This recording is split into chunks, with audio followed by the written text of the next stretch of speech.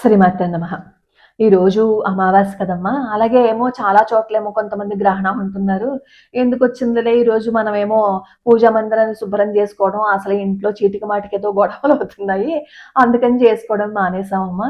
రేపటి నుంచేమో శ్రావణ మాసం మొదలైపోతుంది. ఎలా అమ్మా పూజా మందిరం శుభ్రం చేసుకోలేదు అని పాపం చాలా మంది అడిగారనమాట. పాపం వాళ్ళకి పూజ చేసుకోవాలని ఉంటుంది. చేయొచ్చా చేయకూడదనే సంశయం. ఈరోజు చేసుకోలేదు అని అనుకోండి పూజా మందిరం శుభ్రంగా రేపు చేసుకోండి. ఒక్కడుగు ముందుకు లేచారనుకోండి ఒక గంట ముందు హాయిగా శుభ్రం చేసేసుకోవచ్చు. పూజ అయిపోతుంది కదా!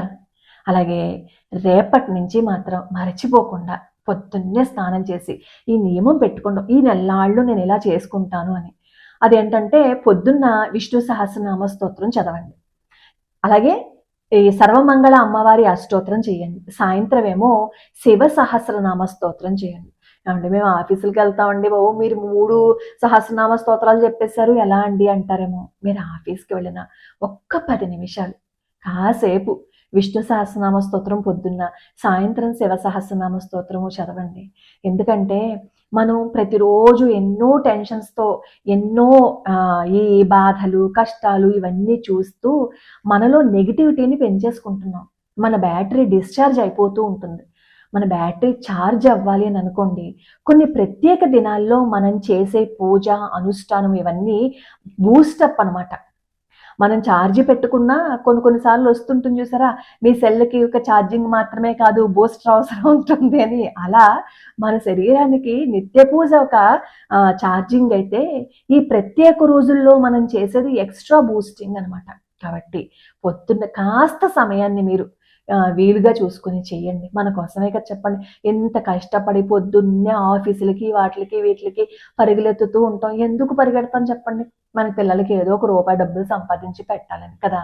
మరి ఒక రూపాయి డబ్బులు సంపాదించి పెట్టాలని మనకు ఎంత ఆత్రం ఉందో, మన ఇంటిని మన వాళ్ళని అందరినీ చక్కగా చూసుకోవాలంటే మన ప్రయత్నంతో పాటు భగవంతుడి యొక్క అనుగ్రహం కూడా ఉండాలి కదా! కాబట్టి కాస్త సమయం పడుతుంది. కాకపోతే కొంచెం పొద్దున్నే లేచి చేసుకోండి. ఒకవేళ విష్ణు సహస్రనామ స్తోత్రం మీరు పూజా మందిరంలో కూర్చొని చేయలేకపోతున్నారు అని అనుకోండి. అలా చేయలేకపోతే కనీసం లక్ష్మీ అష్టోత్రము, సర్వమంగళ అమ్మవారి అష్టోత్రము చదువుకుని విష్ణుమూర్తికి తులసి దళాల సమర్పణ చేయండి. అలాగే సాయంత్రం మాత్రం మీకు ఎంత ఆలస్యమైనా సరే శివ సహస్రనామ స్తోత్రం చదివి అప్పుడు పడుకోండి. అప్పుడు అయ్యో ఆఫీస్ నుంచి వచ్చేసామండి అలా ఇలా ఏమనుకోవద్దు. శుభ్రంగా కాళ్ళు చేతులు కడిగేసుకుని, మీకు స్నానం చేసే ఓపిక లేకపోతే ఆ బయట నుంచి వచ్చిన బట్టలు మార్చేసుకుని కూర్చొని శివ సహస్రనామ స్తోత్రం చేయండి. మంచిది. మనకి మంచిది అన్నప్పుడు మనం చేయమో, మనకి ఏదైనా కష్టం వచ్చినప్పుడు భగవంతుడా ఈ కష్టం నుంచి బయటపడే అని అనుకునే కంటే ఒక్క 10 నిమిషాలు ఆయన దగ్గర కూర్చున్నాం అనుకోండి, ఆయన అనుకుంటారనమాట, పిచ్చిది ఎప్పుడో ఒకప్పుడు అక్కడ కూర్చుని నాతో మాట్లాడుతూ ఉంటుంది, నన్ను అలా వదిలేయలేదు ఆ పూజా మందిరంలోనూ, కాబట్టి పాపం దీనికి ఏదో కష్టం వచ్చింది దాని సంగతి చూద్దాం అనుకుంటాడు భగవంతుడు. కాబట్టి ఆ ప్రయత్నం చేసి చూడండి. అలాగే ఇంకా చెప్పాను కదా మాంసాహారం, అది ఇంక మీ ఇష్టం అండి.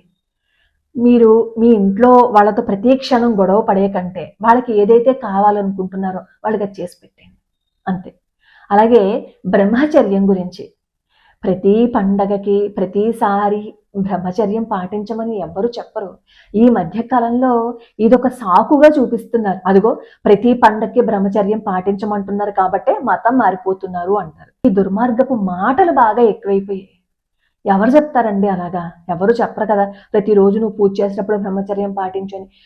కొన్ని చేసేటప్పుడు ఎలాగో పాటించాలి.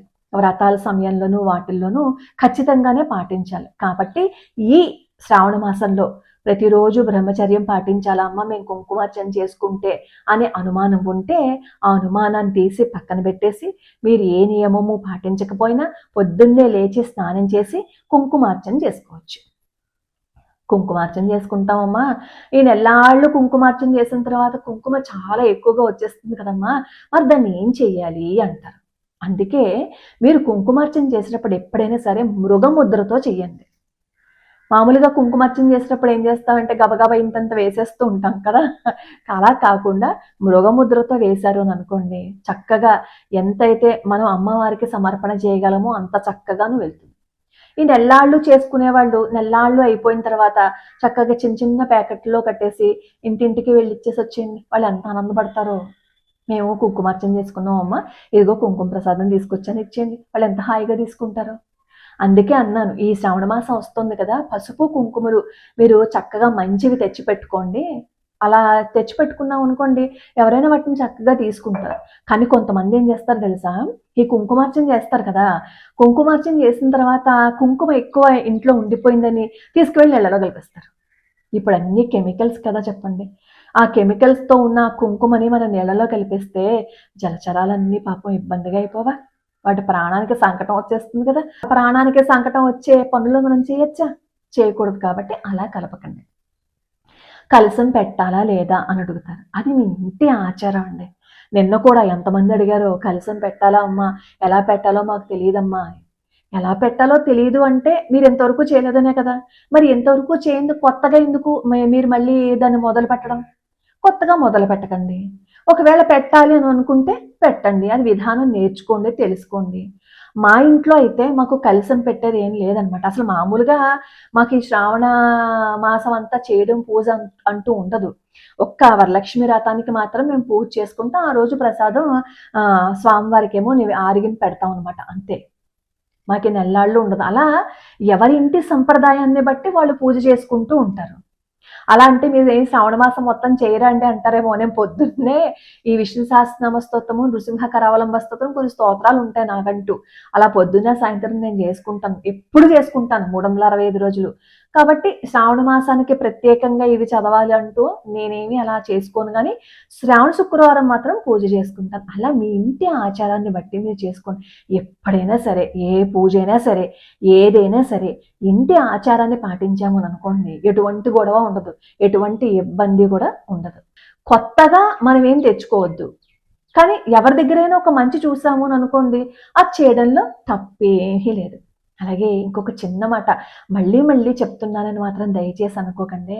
ఈ శ్రావణ మాసం అందరూ చక్కగా అలంకరించుకుని, నగలు అవి పెట్టుకుని, వాళ్ళ స్థితిని బట్టి, వాళ్ళ స్తోమతను బట్టి లక్ష్మీదేవుల్లాగా అలంకరించుకుని వాళ్ళు పూజలు చేసుకుంటున్నారు అని అనుకోండి, అంత చక్కగా పూజలు చేసుకుంటున్న వాళ్ళని మనం పేరు పెట్టి నిందించొద్దండి. అవసరమైతే మనకి కూడా అలా పెట్టుకునే అవకాశం ఉంటే మనం కూడా అలాగే పెట్టుకుని అసలు నిజంగా పూజ ఎంతో చక్కగా మనం కూడా అలంకరించుకునే చెయ్యాలట తెలుసా. అంటే మానసిక అందము ఉండాలి. ఎలా పడితే అలా పూజ చేసేస్తామా?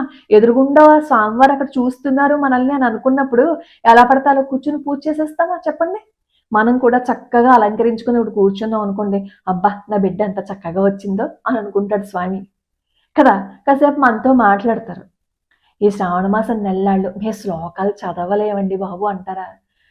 కొంచెం సేపైనా మీ పూజా మందిరంలో కూర్చుని ఆయనతో మాట్లాడడం నేర్చుకోండి.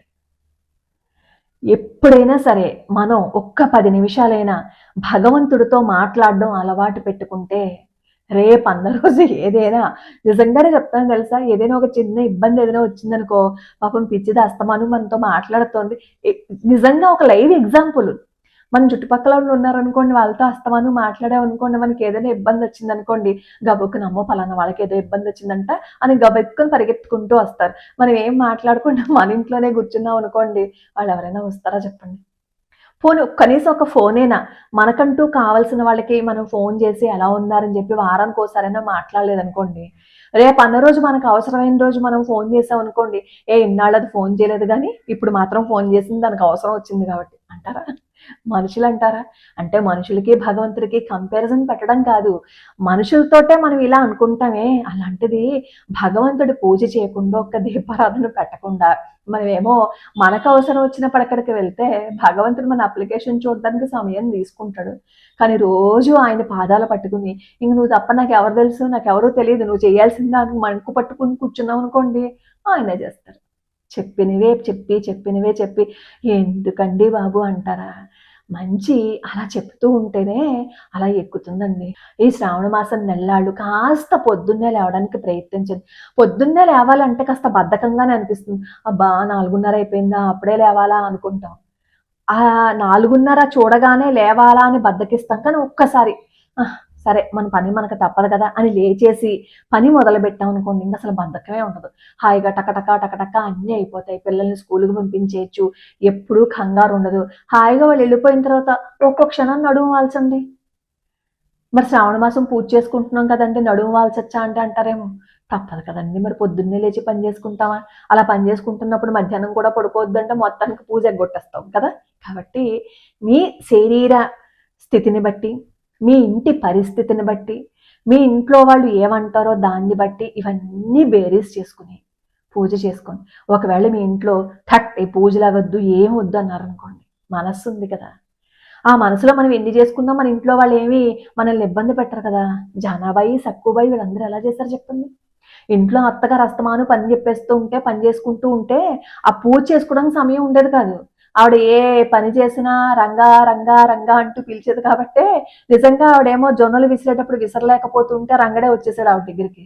అంటే సేమ్ అవన్నీ ఎగ్జాంపుల్గా తీసుకుంటే మన జీవితంలో కూడా అవన్నీ జరుగుతాయి. మనం కథలుగా అవన్నీ చెప్పుకుంటున్నాం, అవన్నీ జరుగుతాయా అని అనుకుంటాం. కానీ ఒక్కసారి ప్రయత్నం చేసి చూడండి, అవి కూడా మన జీవితంలో జరిగి తీరతాయి. ఇంకేవైనా అనుమానాలు ఉంటే కింద కామెంట్ల రూపంలో చెప్తే వాటిని కూడా నివృత్తి చేసే ప్రయత్నం చేస్తాను. లోకా సమస్తా సుఖినో భవంతు, సర్వే జనా సుఖినో భవంతు.